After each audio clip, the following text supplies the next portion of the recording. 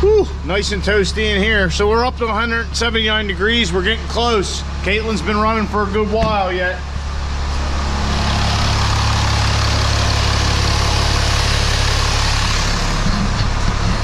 Hello guys, welcome back to the channel, back to the garage. Sorry for the background noise of Caitlyn, but we're warming her up to do our hot retorque of our head, our new Power Stroke Products replacement 6.7 Cummins head with O-rings. So we're waiting for her to fully heat up. I really, as soon as I got home from work, filled the radiator with water, double checked the oil, double checked over everything else, and then fired her up to let her sit and warm up. I didn't put, the compressor housing or any of that on the turbo because we're gonna have to let the truck cool back down before we can change the water out for coolant. And the reason I got the water in there is I just want to try and get all that old coolant out. So as you would have saw, I moved the race truck over because hopefully we'll be getting Caitlyn out this evening, but also we need to do a little work on the race truck. So the snow over here would make it a little chilly for me. So I know I touched on it in a previous video, but we've been having some, oh, it's a little better over here. We've been having some issues with the race truck. It stalled out on me the other day when I was moving it to get Caitlyn in there, and I kind of determined it was more of a control issue than anything else. So I talked to Rick at Firepunk and told him our symptoms, which I'll show you now. So as you can see, I have the anteater dash up on the laptop. If I turn the key on the truck, I don't even have to start it, and we come down here and we connect. As you can see, the speed is going all over the place, and the truck's actually shifting from first to second, and it does this whether we started the truck or not. So talking to Rick at Firepunk, he suggested changing this out. This is our output shaft speed sensor for the 48RE, and we can start our troubleshooting there. So we're going to change this out while Caitlyn finishes warming up and see if that resolves our issue or if we need to dive in deeper with them tomorrow. So there's our output shaft speed sensor on our overdrive housing. We'll undo the clip, pull this out. Hard to do with one hand. Pull that out. I'll unscrew it and we'll put the new one in.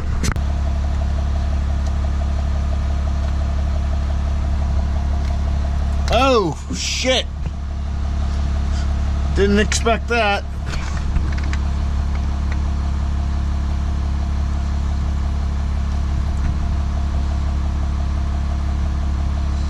All right, so I didn't even think about it, to be honest, about fluid coming out, but here's our old sensor.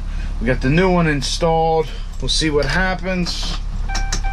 Keys on, anteaters on. Stop and then start.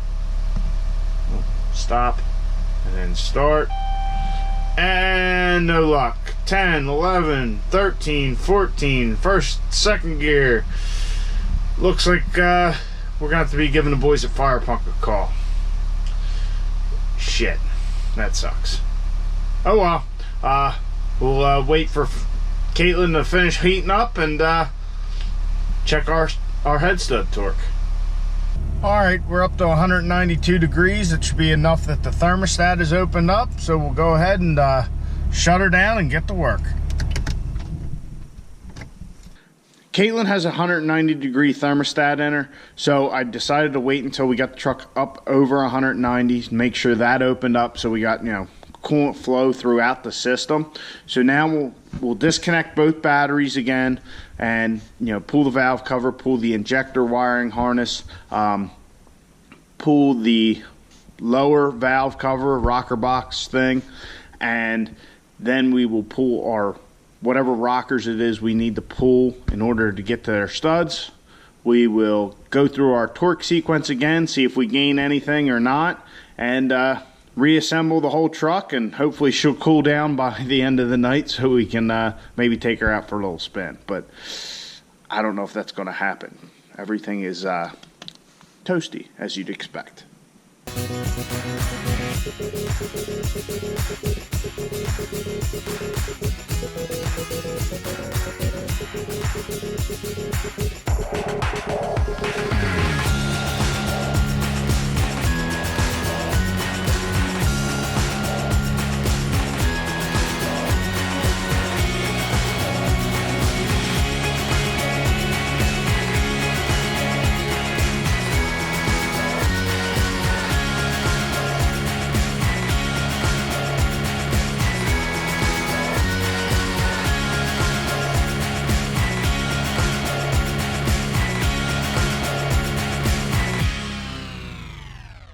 Got the hot torque done, so each stud got probably a total of 1/4 of a turn on it. The only one that was really a big bother was this number 11 stud. As you can see, it's right underneath this coolant return line. I think it's return for the heater core, so just had to be really careful. I don't want to break that orange and have it shoot hot coolant all over me and in our brand new head and all that. So I kind of had to turn it, and then I'd be able to get a little bit, maybe have to turn the socket a little, get the, you know, torque wrench to click when I went back. I had to take the electrical, the whole thing. But that was the biggest pain. I took all of the intake rockers out. The first one in the series, as you can see, I was able to do it that way and just leave the exhaust. So I'm coming to the realization, as hot as this thing is, yeah, we're not going to be able to drive it tonight. I'm not going to be able to get that coolant changed out.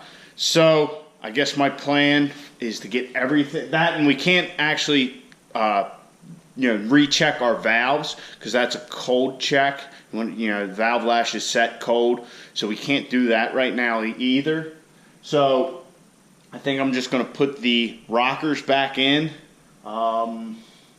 I'll put everything in I can so that tomorrow we can just check valve lash right away and then pop the valve cover back on. So if we can get the injector harness on and still be able to do the valve lash, I'll do that, but I don't know if that's going to be the case or not.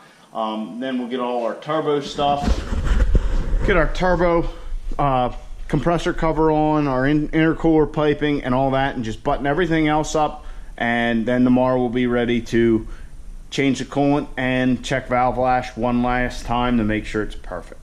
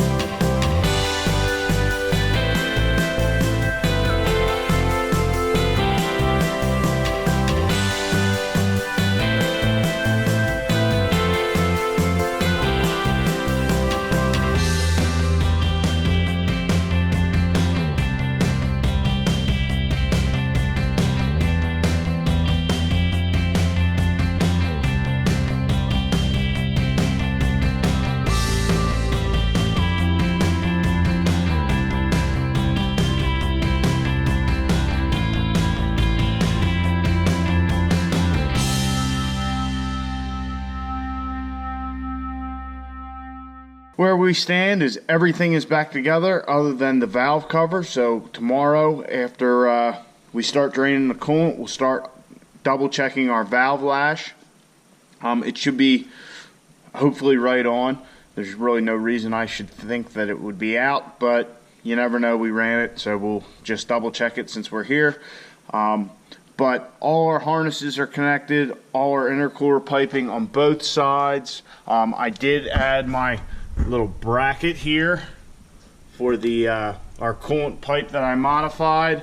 Our intake's all set up. So yeah, valve lash, put the valve cover on, batteries, we'll be driving this sucker. I know it's taking longer than it should, but just trying to make sure I dot all my I's and cross all my T's and all that kind of stuff. So, like I said before, not in a rush, waited this long, not going to just, jump ahead and all that kind of stuff. So, we're going to wait till the motor's thoroughly cooled down before we drain the coolant, check valve lash correctly.